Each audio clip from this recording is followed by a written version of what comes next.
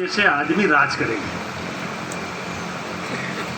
राज में तो हम पार्टी के नाम से उनको देते हैं, कोई तो डकैत है, कोई किसानों को रोनने वाला है, कोई चोरी में सजा पाने वाला है।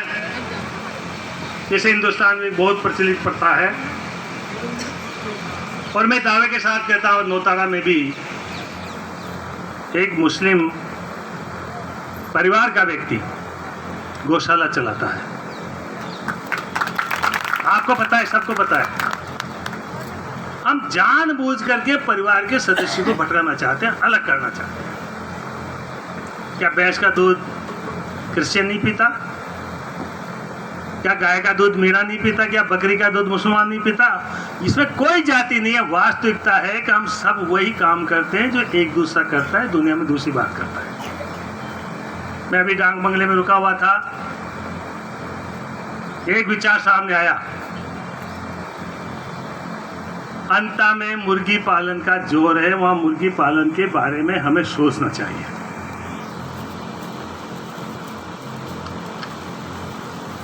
मेरे मन में एक ख्याल आया,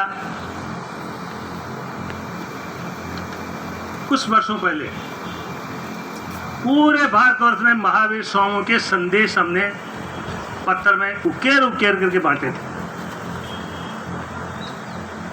अहिंसा परमो धर्म है। या तो हमको उनके स्तंभ नहीं बांटने चाहिए थे, और बांटे थे तो फिर अहिंसा, मुर्गी को मारना यदि अहिंसा है तो मारिए। अंडे को फोड़ना हिंसा है तो फिर फोड़िए। आपके भागीदार बनोगे। सरकार को वही काम करना चाहिए जो वास्तव में जनता के बीच में सही संदेश जाए। कतना नेताओं की कतुर करनी मंत्र जैसे हम कहते हैं, देखिए आपका इलाका आगे बढ़ रहा है, देश आगे बढ़ रहा है, लेकिन अंतर कितना है? अभी शेपसेल के माध्यम से पुरस्कार वितरण हुआ, बहुत अच्छी बात है। ये शेपसेल का नहीं है, आपके खरी पसीने की कमाई है। यदि आप फर्टिलाइजर नहीं खरीदोगे तो सेठ माला माल करते ही नहीं होगा। यदि आप गेहूं पैदा नहीं करोगे तो खाने को दाना नहीं मिलेगा। अनाज पैदा नहीं करोगे तो आपको किसी को कुछ नहीं मिलेगा। जड़ कौन है? किसान है। रामविलास जी बालों में तेल डाले हुए हैं, इसका भी टैक्स है। महलो साहब हाथ में मोबाइल लिए हुए हैं, इसका भी टैक्स है। और शर्मा जी आप तिलक लगा रखिया है, इसमें जो सम्मिलित हुआ है उसका भी टैक्स है। टैक्स कौन देता है? आम जनता देती है। आम जनता ज्यादा कौन है? जो गरीबी की रेखा के नीचे। आज सीएफसीएल का मालिक कितना टैक्स देगा होगा अपना? हमसे कलेक्ट करता है खाद का, वो नहीं देता। कोटा में इतनी फैक्ट्रियां हैं। एक भावना बननी चाहिए कि हम लोगों को कैसे जिंदा रहना है, हमें कैसे आगे बढ़ना है। मैं आपसे यही तो अर्ज कर रहा था। तो बहुत अच्छी विचार गोष्ठी है, लेकिन गांव आगे कैसे बढ़े, किसान आगे कैसे बढ़े। मैं तो वाइस चांसलर साहब से एक दिन अर्ज भी कर रहा था। गलती क्या हुई मेरे से? मैं घर का काम कम करता हूँ, आपके बीच में ज़्यादा रहता हूँ। एक दिन मैं बूंदी जा रहा था गांव से। कब आओगे? मैंने कहा रात को आ जाऊंगा। तो अभी तो 3 बजे है। मैंने कहा तो मार्केट बंद होने के पहले आप बाजार जाओ तो मक्का का बीज ले आना। थोड़ी मक्का हो गई थी, ज़्यादा तो नहीं हुई, छोटे किसान है अपन। 1400 रुपये क्विंटल में मक्का हमने बेची। 14 रुपये किलो में मक्का बेची, 14 रुपये किलो के जीप के पैसे आ गए। मैंने भाव पूछा, 923 रुपया, पता नहीं किसका कितना, या 925 रुपये का भाव था। कौन सी कंपनी होती है, हमारे अधिकारी लोग जाने। मैंने कहा ये तो बहुत महंगा है। साहब क्या करना चाहते हो आप? मैंने कहा सस्ता से सस्ता बीज बताओ जो सर्टिफाइड भी कहे, नहीं तो मेरे से एग्रीकल्चर वाले अधिकारी कहेंगे तू यार समझदार है क्या। 4 किलो की थैली 600 रुपये में। क्या भाव हुआ है मैडम? क्या दो? 150 रुपया। मैंने बेची मक्का 14 रुपये में और बीज लाया 150 रुपये किलो में। इसलिए मैं आपसे अर्ज कर रहा हूं गुप्ता साहब, आपकी भावना शुद्ध है। आप लोग किसान को ट्रेंड करना चाहते हो, किसान को उन्नति देना चाहते हो। किसान 923 रुपये किलो का बीज बेच करके छोटा मोटा उपचार करके भी उसमें कमा के खा सकता है क्या? मुझे तो कोई भी बता दो, खड़ा होकर आप बता दो, आप बता दो। इतनी भयंकर स्थिति है। हम नेता तो पैदा करेंगे जो हेलीकॉप्टर में बैठेगा। एक नेता बहुत ज्यादा नुकसान हो गया बाढ़ में, पानी में, बरसात में, ये रियलिटी है जो मेरे तक मन में आती है। हो सकता है मैं नासमझ आदमी हूं, लेकिन सोचता हूं हवाई जहाज में उड़ करके आए गए, 10-12 हजार मकान पहली दफा अपने क्षेत्र में 10-12 हजार मकान का क्षतिपूर्ति राशि मिल रही है। उसके लिए मैं बहुत बहुत धन्यवाद देता हूं सरकार को, मुख्यमंत्री जी को। पहला मौका है। लेकिन एग्रीकल्चर की तरफ से क्या हो रहा है? ये विधानसभा में प्रश्न पूछ लो आप। 6 महीने 2 साल हो गया जमाना जब 10 साल 15 साल पहले की विधानसभा आज नहीं रही। पिछली दफा माननीय वसुंधरा जी जब मुख्यमंत्री थी, हमारे स्पीकर थे, हमारे अच्छे मित्र हैं, भाई है, बुजुर्ग आदमी है, नाम लेना उचित नहीं। विधायकों के 6000% उन्होंने कह दिया पुराने हो गए, रिजेक्ट कर दिए। अधिकारियों के माला माल हो गए, मुबारा 25 हो गए, कोई जवाब ही नहीं देना पड़ा। यदि संसद और विधानसभा इनका सम्मान किया जाए विधायकों को, तो कहीं ना कहीं ठीक रहता है। आजकल विधायिका का उतना सम्मान नहीं जितना होना चाहिए। मैं मन से कह रहा हूँ, कहने की जरूरत नहीं है, कोई इसका बुरा माने अच्छा माने। 6 महीने तक जवाब नहीं आता। अखबारों में आप पढ़ते होंगे, डर खत्म हो गया, डर खत्म हो गया, उच्छृंखलता आ गई। परिवार के मुखिया का जब डर बैठ जाता है, बच्चे बिगड़ते नहीं है। परिवार का मुखिया कमजोर हो जाता है, धीरे धीरे आदत खराब हो जाती है। तो परिवार के मुखिया को पहले तो जानकारी होनी चाहिए कि मेरा बच्चा पढ़ सकता है कि नहीं पढ़ सकता है, साइंस मैथमेटिक्स ले सकता है, टेक्नोक्रेट बन सकता है, मजदूर बन सकता है, या कोई उद्योगपति बन सकता है। इसलिए परिवार के मुखिया का ये भाषण देना, देश आगे बढ़ रहा है, किसान माला माल हो रहा है। ये माला माल शब्द कहते हैं ना, तो मैं आपसे अर्ज कर रहा था, बाढ़ आई उसमें लोग आए, हेलीकॉप्टर उड़ के आए, हवाई जहाज में, राम जाने में तो आ भी नहीं पाया। इतने मकान कैसे पास कर दिए? यदि मेरे इलाके के आदमी को 3500 रुपया या 95,000 रुपया 1 लाख रुपए मिल गया, किसको कौन वोट देता है फर्क नहीं पड़ता। राजनीति में इंदिरा गांधी से ज्यादा मजबूती से देश को किसने नहीं चलाया, जिसने बांग्लादेश पाकिस्तान के 2 टुकड़े करके 96,000 फौजी को जेल में डाल दिया। जिस महालक्ष्मी ने पोखरण में पहला अणु विस्फोट किया 1974 में, हम याद ही नहीं करते।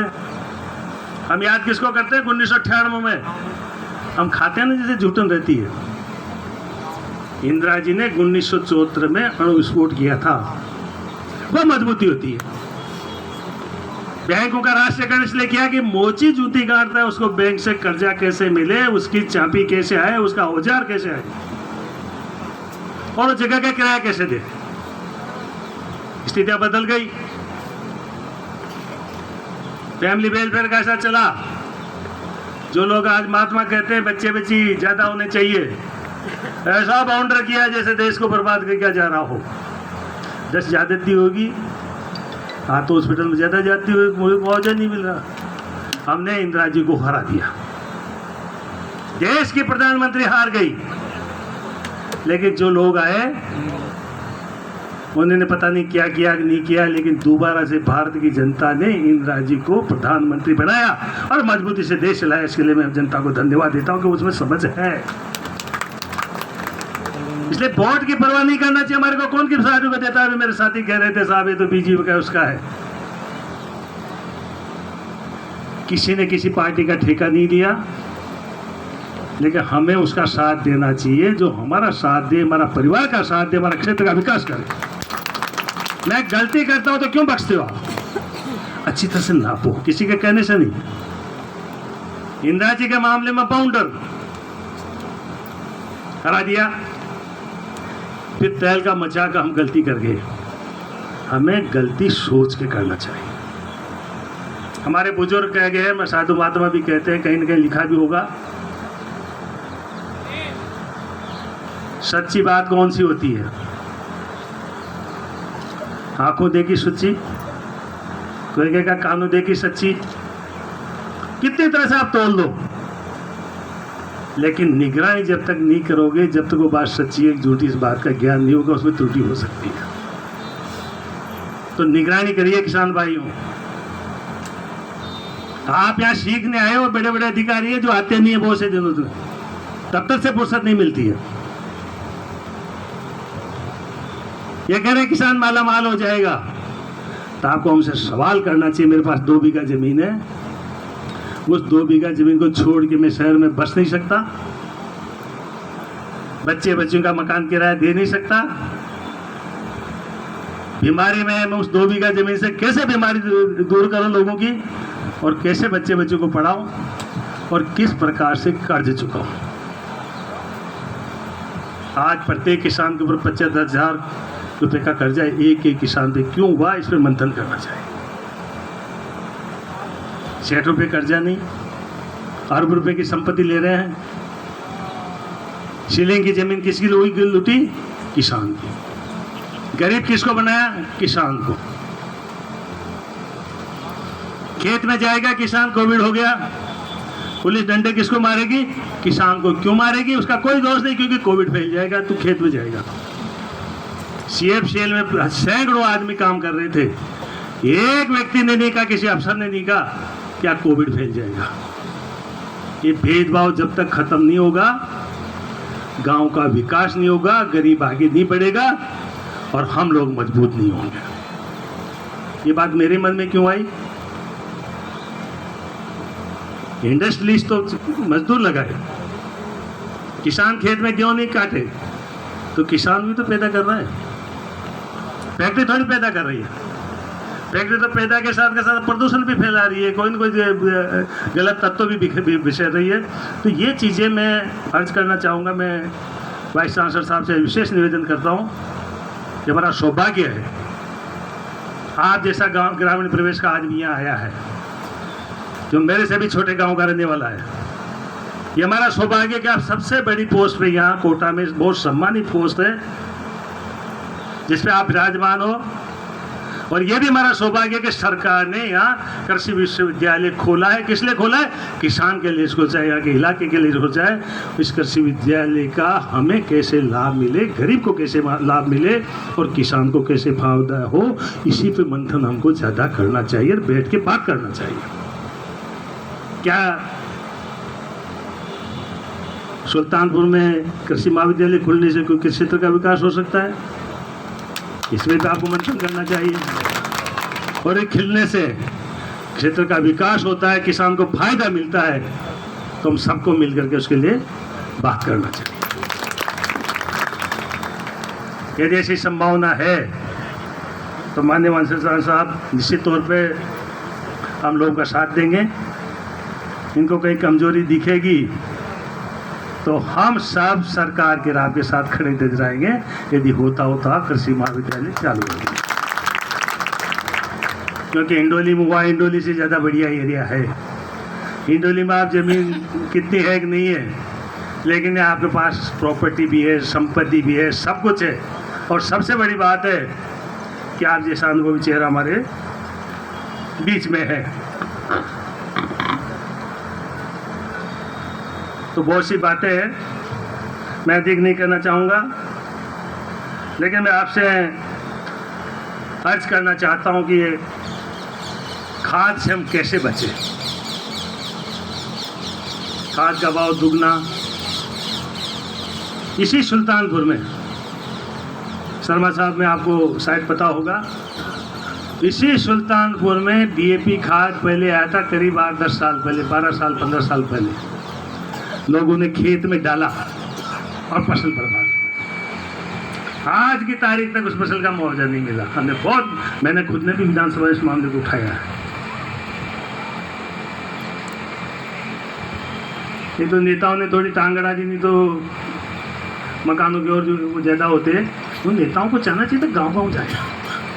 मुझे शंका होती तो निगरानी करना चाहिए कि टाकरौड़ा में कितना नुकसान हुआ। मेरे भी हाथ पाँव हैं, कीचड़ में भी चल सकते हैं। ऊपर से कोई सर्वे नहीं होता, ऊपर से सर्वे होगा तो किसान माला माल दिखता है, अखबार में आता है ना, किसान माला माल, मांगीलाल जी धनवान, इसके पास इतनी बीघा जमीन। और नीचे उतरेगा तो मांगीलाल जी कहेंगे साहब बर्बाद हो गया। कि क्यों? कि साहब 2 बीघा जमीन से जैवी गड़गी। तो उन्होंने हेलीकॉप्टर में, हवाई जहाज में चलने वाले नेताओं को गलती हम करते, प्रेफर करते।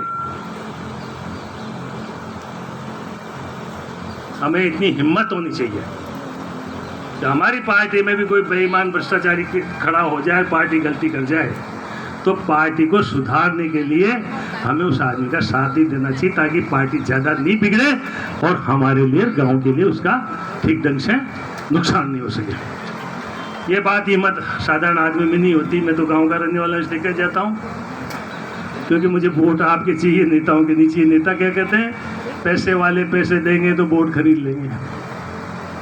जो जाके फैक्ट्री में भोजन करे, जो जाके फैक्ट्री से चाय पानी पिए, वो नेता होगा तो भैया वो तो बड़ी फैक्ट्री की बोलेगा। हमारे तो इसी बात की तकलीफ है मंडा हो रहा है कि बाईपास क्यों नहीं बनी।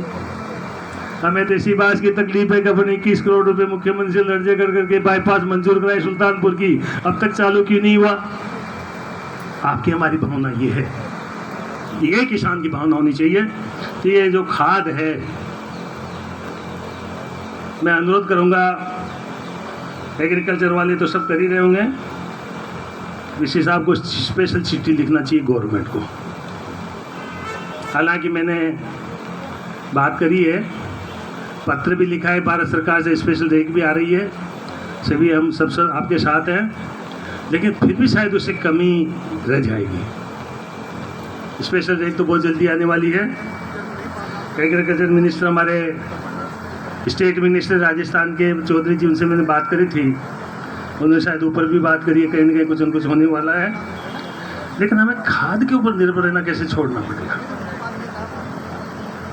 इसलिए सबसे पहले तो मैं स्पेशली वीसी साहब से निवेदन करूंगा, क्योंकि अब तो उन्हीं को बोलना है।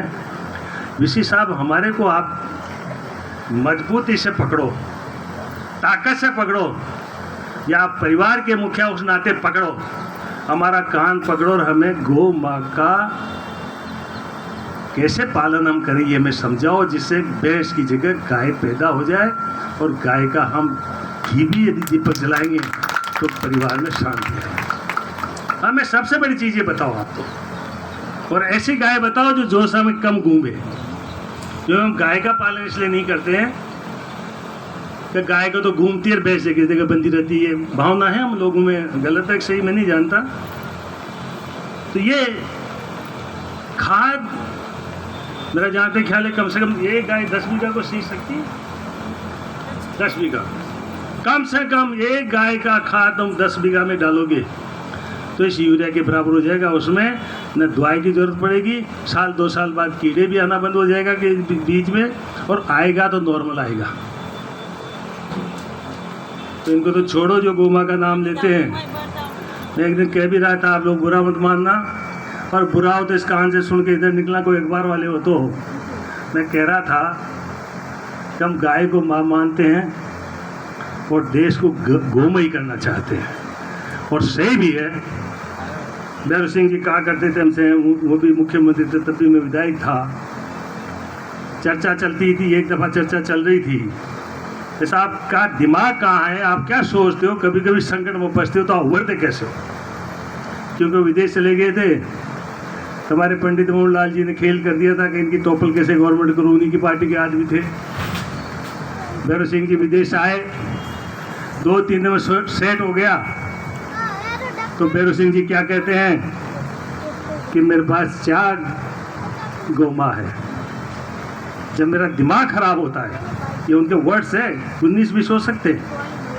जब मेरा दिमाग खराब होता है, मैं समस्या से ग्रसित होता हूँ, मुझे कुछ भी नहीं सूझता, तो ईश्वर मुझे सद्बुद्धि देता है। मैं गाय के बंधी हुई गाय के पास चला जाता हूँ बाड़े में और उनको सहलाता हूँ, क्योंकि मेरा दिमाग खराब होता है, मेरे आंखों में रोश आ जाता है। कभी उसके किसी का खुर धोता हूँ, कभी चींचड़े वगैरह हो तो उपाड़ता हूँ, नीचे से निकलता हूँ, सहलाता हूँ, खुर्रा फेरता हूँ, और घंटा भर तो वो होते हैं, आधे घंटे में मुझे उसकी युक्ति सूझ जाती है और मैं उस युक्ति से चलता हूँ और मैं सफल हो जाता हूँ। ये उनके कहे हुए वर्ड से। तो गाय सर्वोपरि है, इसमें कोई दो राय नहीं है। लेकिन गाय एक जाति की नहीं है, गाय एक परिवार की नहीं है, गाय एक धर्म की नहीं है। हमें भावना फैलाना चाहिए गाय हमारी सबकी है। तो इस पे मैं DAP कार्य इसका है, ये चीज़ें मैं सोच करके चलना चाहिए। मैं रामावतार जी साहब से विशेष निवेदन करूँगा, एक तो आप थोड़ा एक्शन कम लेते हो, मेरे से भी ज़्यादा सीधे नजर आते हो।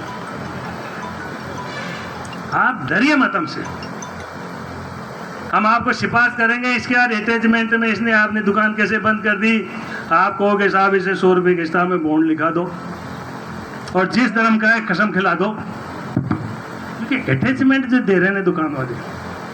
और सबसे ज़्यादा बेईमान आपकी CFCL है, जहाँ जहाँ CFCL का खाद जा रहा है वहाँ अटैचमेंट जा रहा है।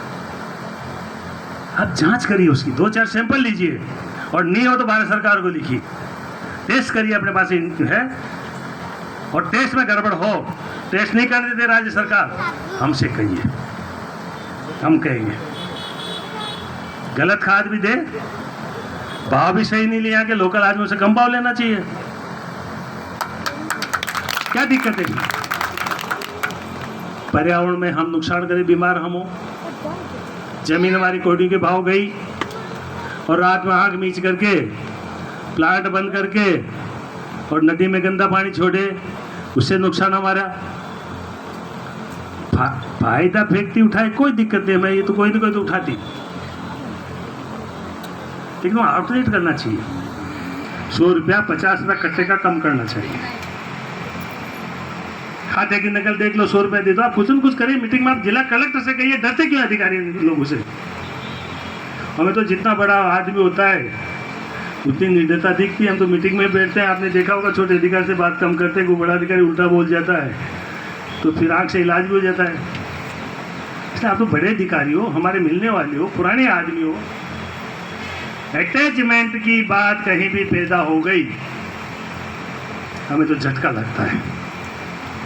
गरीब काश्तकार 2 कट्टा DAP लेने आएगा, यूरिया लेने आएगा, फिर DAP के साथ अटैचमेंट क्यों, किस कारण से? ये आपको सोचना है, आपका काम है। खैर हम तो ज़्यादा कुछ कह नहीं सकते। आज शायद मार्केटिंग वाले नहीं है, कोऑपरेटिव वाले, आप बात करके उनसे भी कहिए। MD थोड़ा ठीक आदमी लगता है, गिल साहब कोई काश्तकार का बेटा नजर आता है। ये मार्केटिंग को मजबूत करें। हमारी सोसाइटी अलग से खाद मांगे, मार्केटिंग अलग से मांगे, व्यापारी अलग से मांगे, और इंडस्ट्री के ऊपर दबाव डलाए, सरकार के ऊपर आप हम सब दबाव डलाएंगे, जैसे हमने दबाव रखा है। आए हुई अब से अब अखबारों में तो देते रहते, धन्या कह देता है मैं करोड़पति हूँ, पन्या कह देता है मैं सबका भला करता हूँ, और अजय कह देता है कि मैं तेरे गाँव में आया था, बोले 50 साल तक नहीं आया हूँ। तो ये नेताओं की भाषा छोड़ो, आप मजबूत बनो। मैं तो आपको यही विश्वास दिलाता हूँ कि किसान के ऊपर जहाँ कहीं आँच आएगी, राम नारायण ईमानदार से रात के 12 बजे उसके बीच में खड़ा और खड़ा रहा है, एक जगह नहीं मिलेगी आपको। अब रोजाना अलग अलग कोई बात करे तो उसका मेरे पास कुछ नहीं है, लेकिन असली बात तो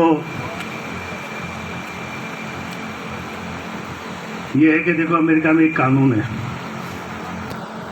रात को बच्चा रोता है ना किसी का तो उसके ऊपर जुर्माना हो जाता है। कोई अमेरिका गया हो तो पता कर लेना। माँ के साथ बच्चा सोएगा, स्तनपान कराएगी रात को, तो वह कैसे पकड़ते हैं राम जाने, लेकिन अधिकारी को पता चल गया तो उसकी हालत खराब हो जाती है। सिस्टम है। तो जब रोने में वहाँ जुर्माना होता है तो किसान रोई तो यार सुनाई तो होना चाहिए ना कम से कम। पर आप इतने बड़े अधिकारी बैठे हो, रात के 12 बजे भी टेलीफोन आए, नहीं सुन सको कोई दिक्कत नहीं, लेकिन सुबह 7 बजे उठते किसान को वापस टेलीफोन करो कि भैया रात को क्यों किया था। ये जो शराफत से बोलता है, प्यार से बात करो, उसको समझाओ, क्योंकि हम किसान के लिए हैं, हम किसी के लिए नहीं है। और कोई ऐसी वैसी बात हो तो आप बंद कर दो, ब्लॉक कर दो, कोई दिक्कत नहीं है। तो हमें हमारा करें। अभी गणेशगंज लिफ्ट की बात आई थी, मैं 2-2.5 साल पहले विधायक बना गुप्ता साहब, लोगों ने शिकायत की साहब हमारे नहर में पानी नहीं आया। मैंने कहा तुम्हारे नहर में कब से पानी आया साहब? जब से नहर बनी, जब से पानी ना आया। मैं देखी 10-12 किलोमीटर ऊपर पानी रह जाओ से। तो फिर मैंने ऋषि साहब को कहा, उन्होंने कहा साहब पानी तो पहुंचा नहीं कभी, हम कैसे पहुंचाएंगे? मैंने कहा एक दिन देख लें अपन। तो उसने बेचारे ने मेरे को, हम साथ साथ भ्रमण पे गए। एक्शन किताब बड़ी इंटरेस्टिंग चीज़ है। एक्शन साहब भी बैठे थे, एससी एक्शन हम तीनों ये गाड़ी में बैठे थे, बाकी पीछे थे सब। रास्ते में किसानों ने पंप सेट लगा रखे थे। मेरा दिमाग में खटका आया कि यदि